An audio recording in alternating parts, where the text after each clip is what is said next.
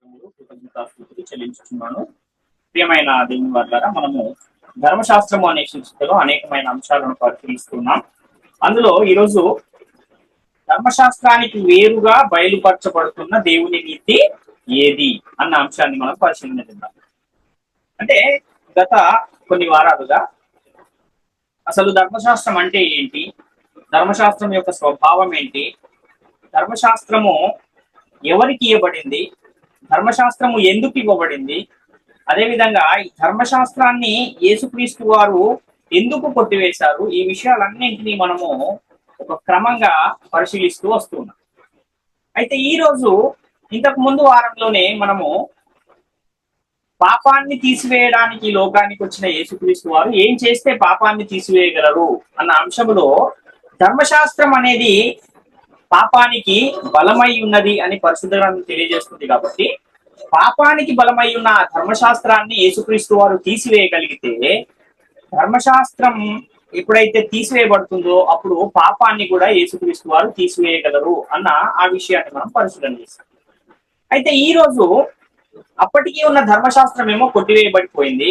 మరి తర్వాత కాలములో ఉన్న ప్రజలు దేనిని బట్టి నడుచుకోవాలి, ఏ చట్టాన్ని బట్టి నడుచుకోవాలి అన్న విషయము, అదే విధంగా ఆ ధర్మశాస్త్రము తర్వాత ఇయ్యబడిన ఏదైతే చట్టం ఉందో దాన్ని దేవుని నీతి అని పరిశుద్ధ గ్రంథము తెలియజేస్తుంది. కనుక ఆ ధర్మశాస్త్రానికి వేరుగా బయలుపరచబడుతున్న దేవుని నీతి ఏది అన్న విషయాన్ని ఈరోజు మనం పరిశీలిద్దాం. అయితే ఒక చాలా స్పష్టమైన హెచ్చరికను కూడా పౌలు గారు ఆ రోజున సమాజానికి చేసిన ఒక సందర్భం మనకు గలతీ పత్రికలో 5వ అధ్యాయం 4వ వచనంలో చాలా స్పష్టంగా తెలియజేయబడుతుంది. మీలో ధర్మశాస్త్రము వలన నీతిమంతులను తీర్చబడు వారు ఎవరో వారు క్రీస్తులో నుండి బొత్తిగా వేరు చేయబడి ఉన్నారు, కృపలో నుండి తొలగిపోయి ఉన్నారు అన్న ఈ లేఖనము ఏంటి అనంటే, ఇది మాకు ఇంకా ధర్మశాస్త్రం అమల్లోనే ఉంది అనే వారికి ఇది ఒక హెచ్చరికగా కనపడుతుంది.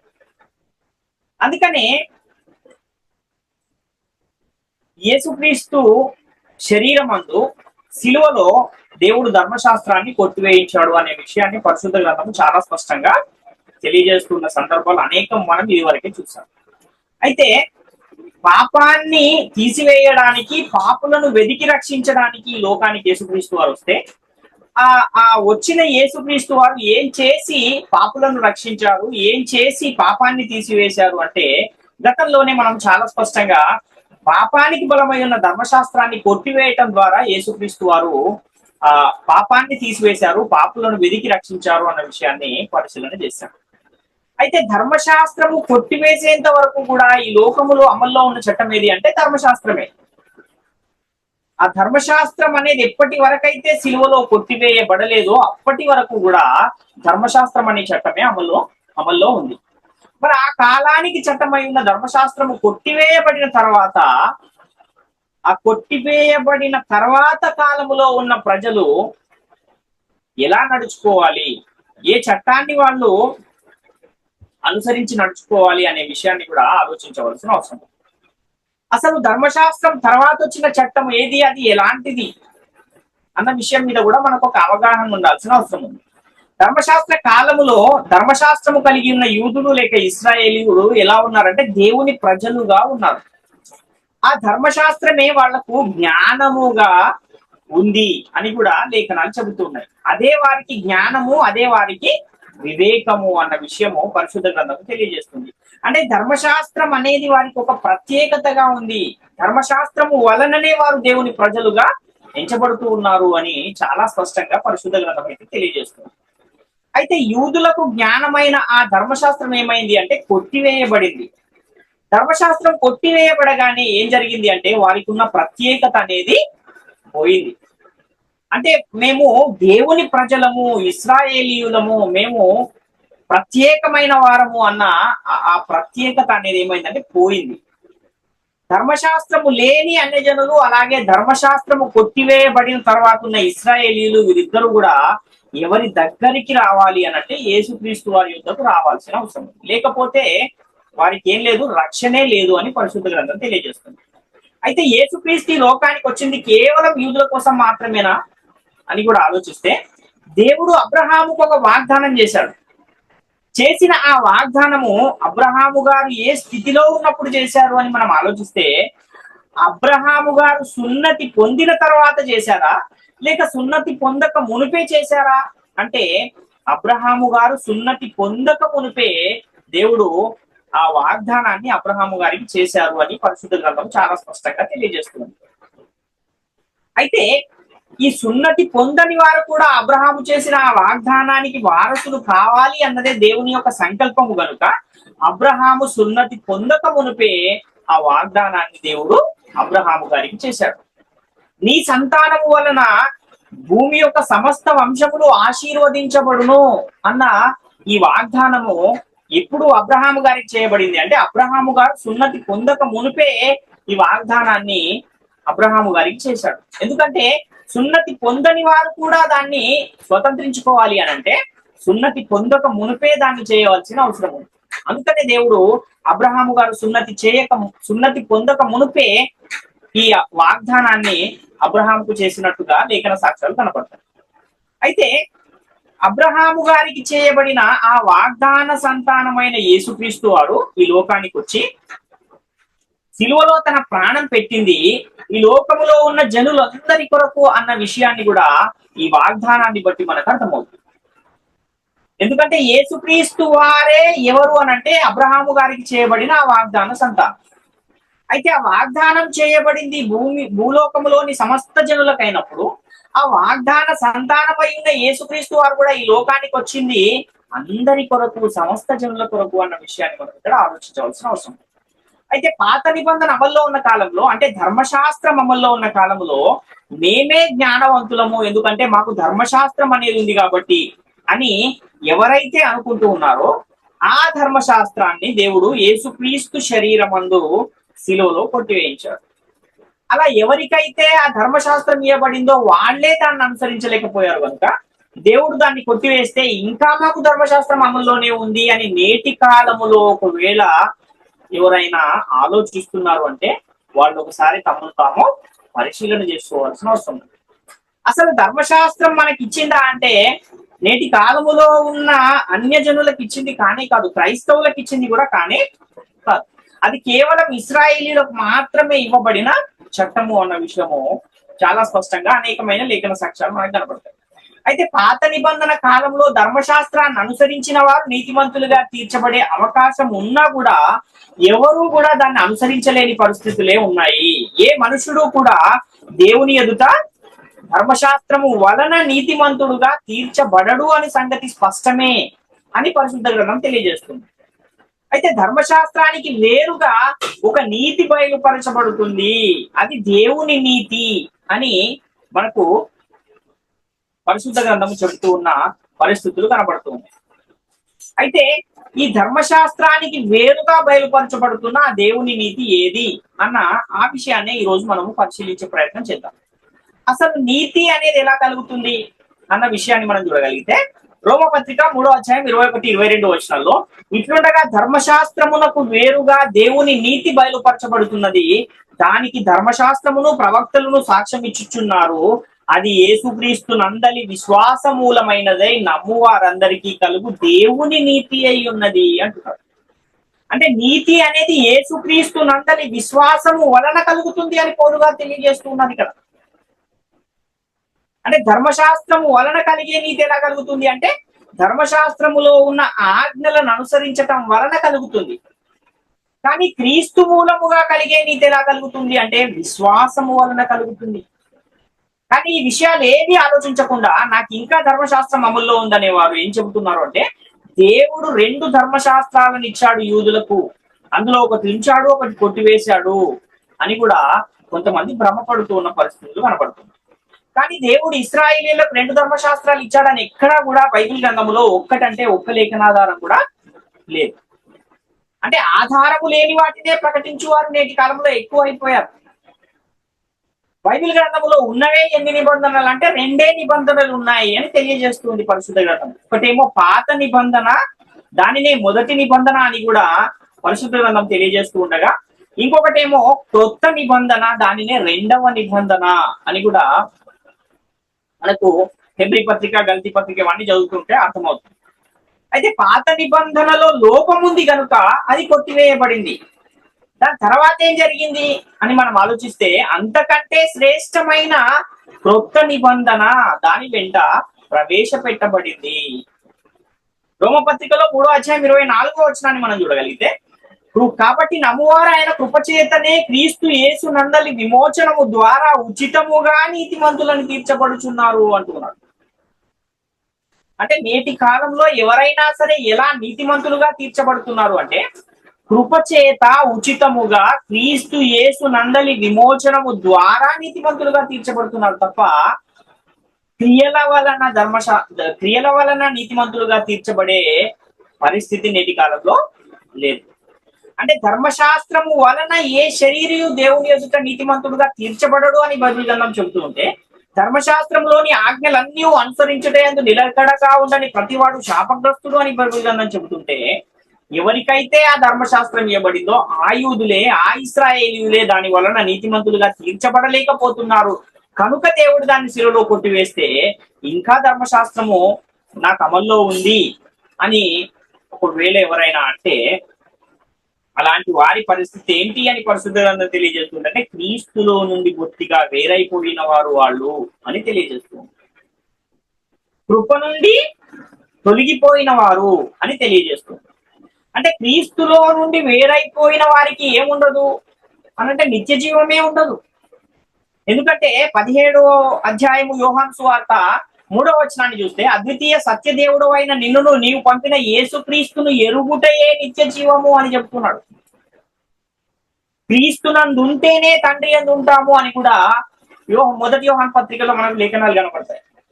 కాబట్టి ఆ క్రీస్తే నీ యొద్ద లేకపోతే, ఆ క్రీస్తే నీలో లేకపోతే నీకు అసలు నిత్య జీవమే లేదు అన్న విషయాన్ని ఒకసారి గమనించవలసిన అవసరం. అంటే మాకు నిత్య జీవం రాకపోయినా పర్వాలేదండి, మేము పరలోకం దక్కకపోయినా మాకు పర్వాలేదండి అని అంటే ఇంకా ఇష్టం చేసేదేమీ లేదు. రోమపత్రిక 8వ అధ్యాయం 1వ వచనాన్ని చూస్తే, కాబట్టి ఇప్పుడు క్రీస్తు యేసునందు ఉన్న వారికి ఏ శిక్షా విధియు లేదు అంటున్నాడు. ఎవరిలో ఉంటే శిక్షా విధి లేదు? క్రీస్తులో ఉంటే శిక్షా విధి లేదు. ఒకవేళ ధర్మశాస్త్రం క్రింద ఉంటే వాళ్లకు శిక్షా విధి ఉంటుంది. ధర్మశాస్త్రం ఉన్నవారు నీతిమంతులుగా తీర్చబడలేకపోతూ ఉన్నారు అని మనము చూస్తూ ఉన్నాం. అంటే ధర్మశాస్త్రము వలన ఎవరు కూడా నీతిమంతులుగా తీర్చబడలేకపోతున్నారు అనే ఆ కారణాన్ని బట్టే దేవుడు యేసుక్రీస్తుని లోకానికి పంపించి, యేసుక్రీస్తు చేత ధర్మశాస్త్రాన్ని సంపూర్ణంగా అనుసరింపజేసి శిలువలో ఆ ధర్మశాస్త్రాన్ని కొట్టివేయిస్తే, ఈ రోజు ఆ కొట్టివేయించిన ధర్మశాస్త్రమే నాకు కావాలి అని పోరాడేవారు కూడా లేకపోలేదు. అంటే ధర్మశాస్త్రము నాకు అమల్లోనే ఉందంటే క్రీస్తులో నుండి వేరు చేయబడిపోతావు. క్రీస్తునందు ఉండకపోతే శిక్షా విధి నీ మీదకి వస్తుంది. కాబట్టి జాగ్రత్తగా ఆలోచించి వాక్యాన్ని పరిశీలించి మీ విశ్వాసాన్ని సరి చేసుకోవడానికి దేవుడు మీకు ఒక అవకాశాన్ని ఇస్తున్నాడు. ఇప్పటికైనా మారే ప్రయత్నం చేయండి. ఎందుకంటే ఆత్మ సంబంధమైన సంగతులతో సరిపోల్చుకుంటేనే వాక్యం అనేది అర్థమయ్యే అవకాశం ఉంది అని కూడా పరిశుద్ధ గ్రంథం తెలియజేస్తుంది. కాబట్టి క్రీస్తునందు ఉండండి, శిక్షా విధిని తప్పించుకోండి అని పరిశుద్ధ గ్రంథం తెలియజేస్తుంది. రోమపత్రిక 8వ అధ్యాయం 2వ వచనాన్ని చూస్తే, క్రీస్తు యేసునందు జీవమునిచ్చు ఆత్మ యొక్క నియమము పాప మరణముల నియమము నుండి నన్ను విడిపించను. ఎట్లనగా ధర్మశాస్త్రము దేనిని చేయజాలకపోయినో దానిని దేవుడు చేశాను అంటున్నాడు. అంటే ధర్మశాస్త్రం అనేది పాప మరణముల నియమము, కానీ యేసుక్రీస్తునందు ఏముంది అంటే జీవమునిచ్చు ఆత్మ యొక్క నియమం ఉంది. ధర్మశాస్త్రము దేన్నైతే చేయలేకపోయిందో దాన్ని దేవుడు చేశాడు అని బైబిల్ చెబుతుంది. ఎలా చేశాడు దేవుడు అంటే, దేవుడు తన సొంత కుమారుని పాప శరీరాకారముతో పంపి ఆయన శరీరమందు మన పాపములకు శిక్ష విధించాడు. అలా దేవుడు ఏం చేశాడు అంటే పాపాన్ని తీసివేశాడు అన్న విషయాన్ని మనం ఇక్కడ గమనించాలి. కాబట్టి ధర్మశాస్త్రము దేనిని చేయలేకపోయిందో దాన్ని యేసుక్రీస్తు ద్వారా దేవుడు చేశాడు. రోమపత్రిక 8వ అధ్యాయము 3-4 వచనాలలో ఈ విషయాలు రాయబడ్డాయి. శరీరమును అనుసరింపక ఆత్మను అనుసరించి నడుచుకుని మన యందు ధర్మశాస్త్ర సంబంధమైన నీతి విధి నెరవేర్చబడవలెనని పాప పరిహారము నిమిత్తము దేవుడు తన సొంత కుమారుని పాప శరీరాకారముతో పంపి ఆయన శరీరమందు మన పాపమునకు శిక్ష విధించెను అంటున్నాడు. అంటే యేసుక్రీస్తు ఈ లోకానికి ఎందుకు వచ్చాడు అసలు అంటే సమస్త మానవాళి పాప పరిహారం కొరకు వచ్చాడు. అపోస్తుల కార్యాల్లో 13 అధ్యాయం 39 కూడా చూస్తే, మీరు మోసే ధర్మశాస్త్రం వలన ఏ విషయములలో నీతిమంతులుగా తీర్చబడలేకపోతుందో ఆ విషయములన్నిటిలో విశ్వసించు ప్రతి వాడును ఈయన వలననే నీతిమంతుడుగా తీర్చబడననియు మీకు తెలియగాక అని ఇక్కడ పౌలు గారు సమాజ మందిరములో నిలవబడి చేస్తున్న బోధ. అంటే ధర్మశాస్త్రము వలన ఏ విషయంలోనైతే నీతిమంతులుగా తీర్చబడలేకపోయారో ఆ విషయంలో క్రీస్తు వలన మీరు నీతిమంతులుగా తీర్చబడతారు అని చెప్తున్నాడు పౌలు గారు. అంటే నేటి కాలములో ధర్మశాస్త్రం అనేది మనకు అవసరం లేదు అని పౌలు గారు చెబుతున్న ఈ విషయాన్ని మనం అర్థం చేసుకోవాల్సిన అవసరం ఉంది. అందుకే ఇప్పుడు క్రీస్తు యేసునందున్న వారికి ఏ శిక్షా విధియు లేదు అని బైబిల్ గ్రంథం తెలియజేస్తుంది. అంటే మొదటి నిబంధనలో ఏముంది? లోపం ఉంది, కనుకనే అది కొట్టివేయబడింది. ఇంకా ఎందుకు కొట్టివేయబడింది ధర్మశాస్త్రం అంటే అది దేనికి నీ సంపూర్ణ సిద్ధి కలగజేయడం లేదు కాబట్టి ఆ కారణం చేత అది కొట్టివేయబడింది. మరి ఆ ధర్మశాస్త్రం కొట్టివేయబడిన తర్వాత నీతి అనేది ఎలా కలుగుతుంది అంటే విశ్వాసము వలన నీతి కలుగుతుంది. యేసుక్రీస్తు నందలి విశ్వాసము వలన నీతి కలిగే దినాలలో మనం ఉన్నాం.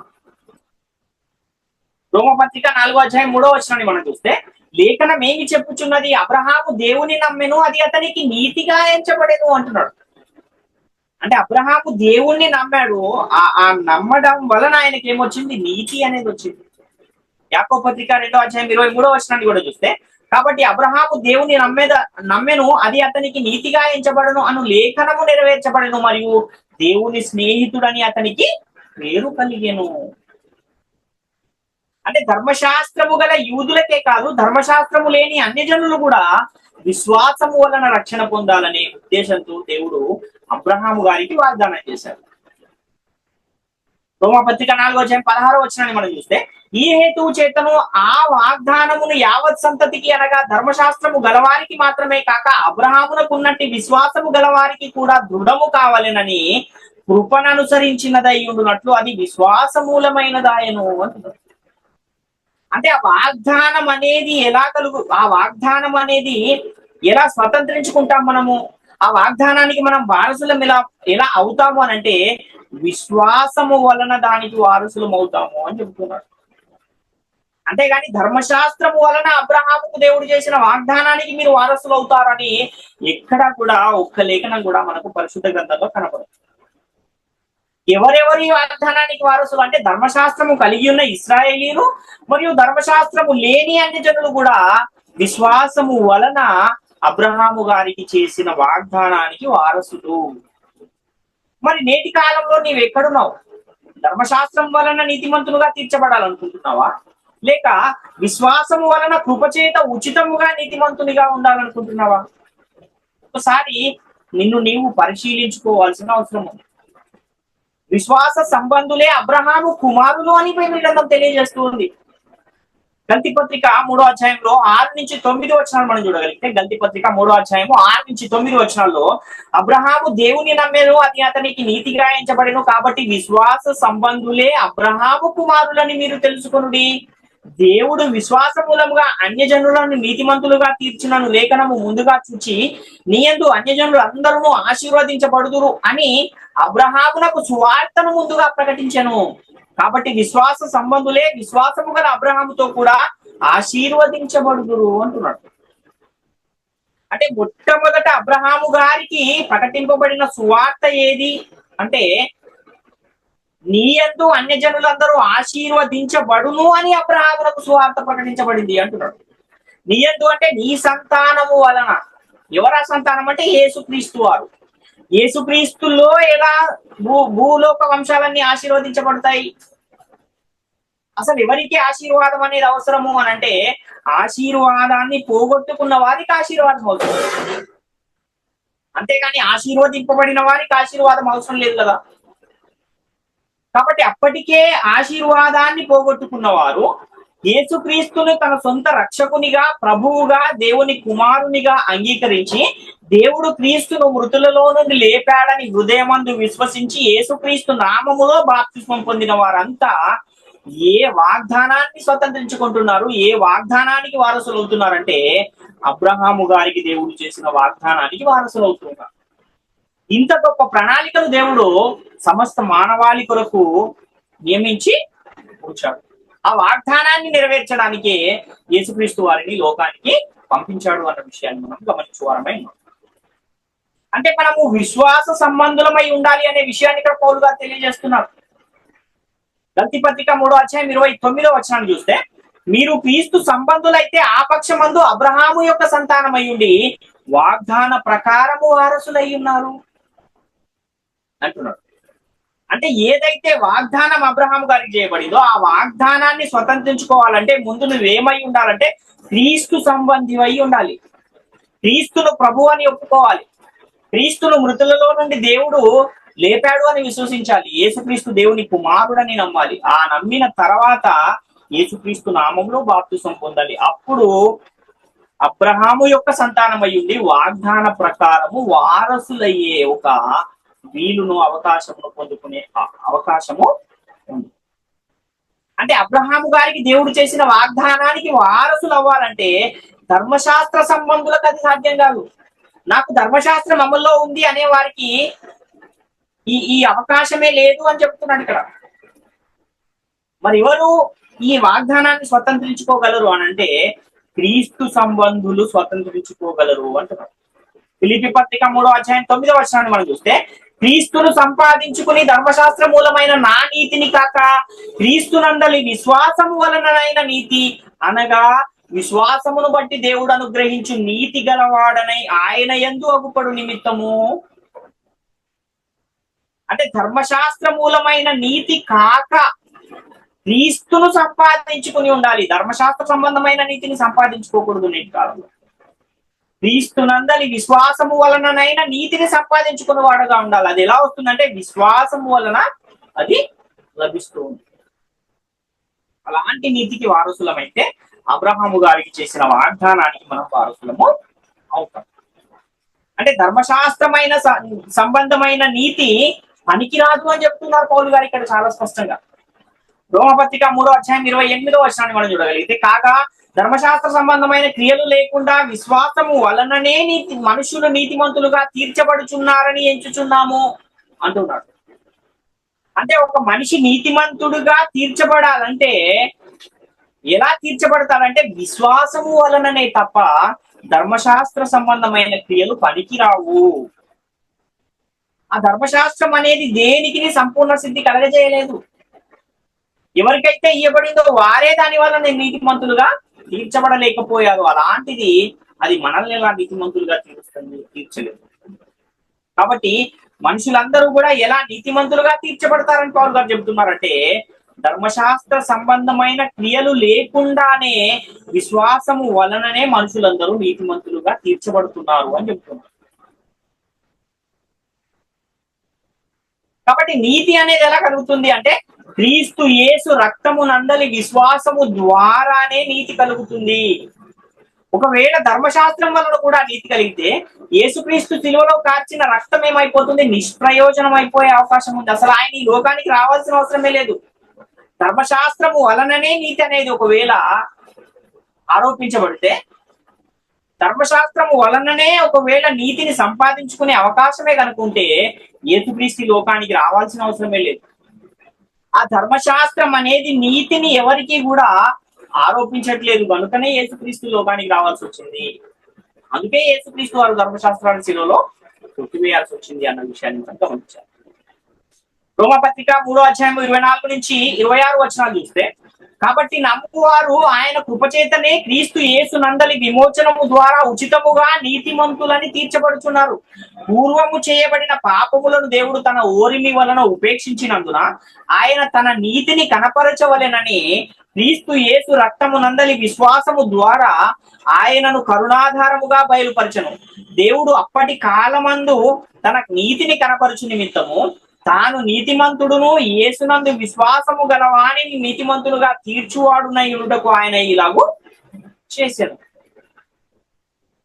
అంటే ఈ కాలము ఏ కాలము అంటే యేసుక్రీస్తు రక్తమునందలి విశ్వాసము వలన రక్షింపబడే కాలం. ధర్మశాస్త్రం అమల్లో ఉన్న కాలం గురించి చెప్పట్లేదు. ఇక క్రీస్తు యేసు నందలి విశ్వాసము వలన రక్షింపబడే కాలములో ఉన్నవారు క్రీస్తు నందలి విశ్వాసము ద్వారా రక్షింపబడతారు అని చెబుతున్నాడు.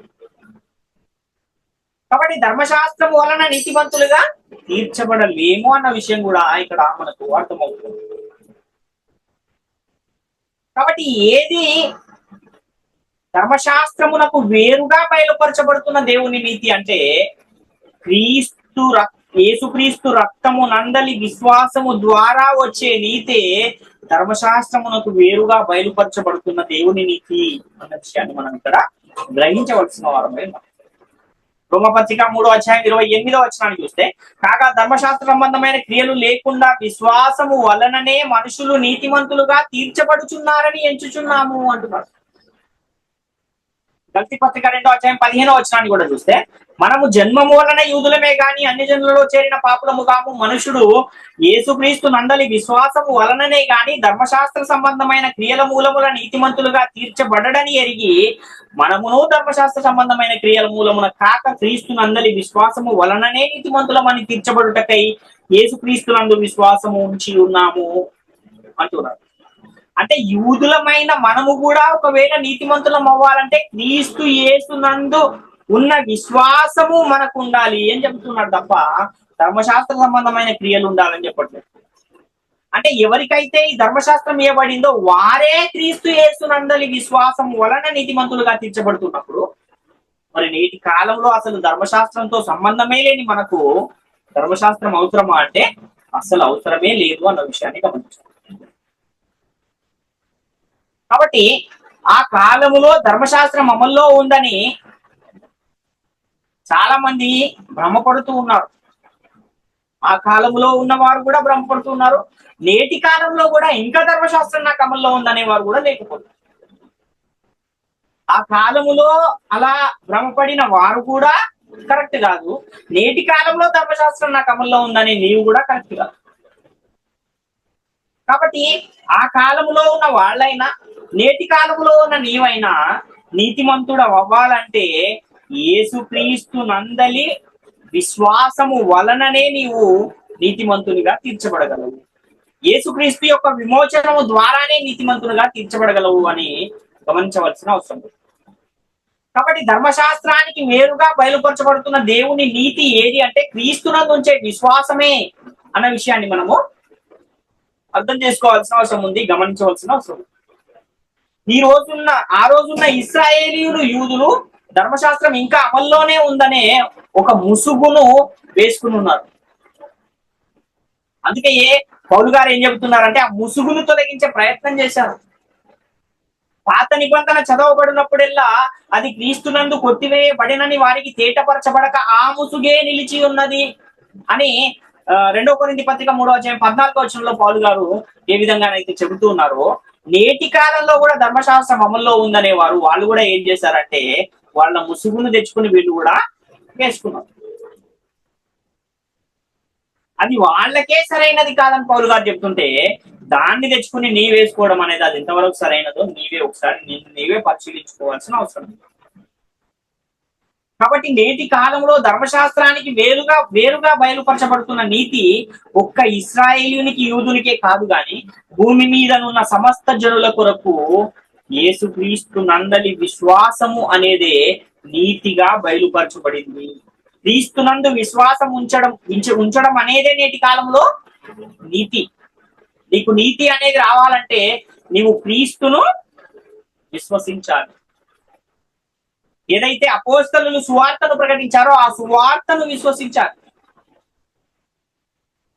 యేసుక్రీస్తు యొక్క మరణ సమాధి పునరుత్థానములు అనే ఆ సువార్తను విశ్వసించి యేసుక్రీస్తును ప్రభువుగా ఒప్పుకొని దేవుడు ఆయనను మృతులలో నుండి లేపాడని నీ హృదయమందు విశ్వసించి యేసుక్రీస్తు నామములో బాప్తిస్మం పొంది అంతము వరకు సహించిన వారు నీతిమంతులుగా ఉండి పరలోకానికి వెళ్ళే ఆ గుంపులో ఉంటారు. దేవుని రాజ్యములో చేరేవారుగా ఉంటారు. భూమి మీద ఉన్న క్రీస్తు సంఘ సభ్యులుగా ఉంటారు. కాబట్టి ధర్మశాస్త్రము అనేది అది యేసుక్రీస్తు ఈ లోకానికి వచ్చి సిలువలో మరణించేంత వరకు మాత్రమే అమల్లో ఉంది. ఆ తర్వాత ధర్మశాస్త్రం అనేది అమల్లో లేదు. అది ఎవరిని కూడా నీతిమంతులుగా తీర్చలేదు.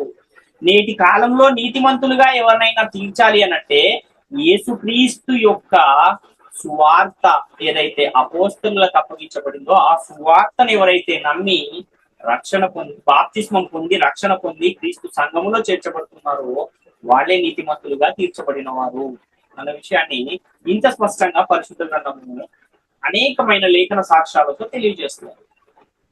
కాబట్టి ఈ లేఖనాలన్నింటినీ మీరు పరిశీలించి మరొకసారి మిమ్మల్ని మీరు సరిచేసుకుని దేవుని కృపకు పాత్రలుగా ఉండి దేవుడున్న ఆ లోకానికి వెళ్ళేవారుగా ఉండాలని, అదేవిధంగా భూమి మీద ఉన్న క్రీస్తు సంఘంలో మీరు కూడా చేరాలని మిమ్మల్ని వేడుకొంచు ఇలా మాటలు ముగిస్తున్నాను. అందరికీ వందనాలు.